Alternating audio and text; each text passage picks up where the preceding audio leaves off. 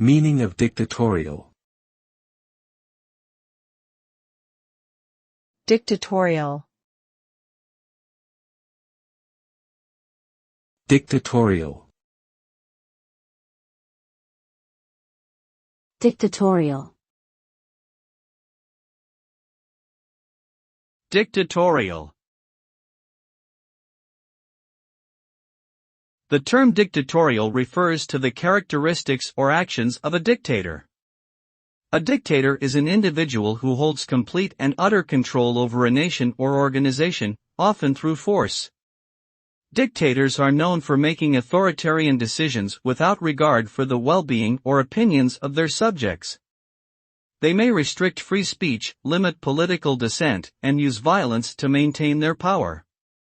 Dictatorships are often marked by corruption, oppression, and human rights abuses. As such, the term dictatorial is typically used in a negative context to describe behaviors or attitudes that resemble those of a dictator.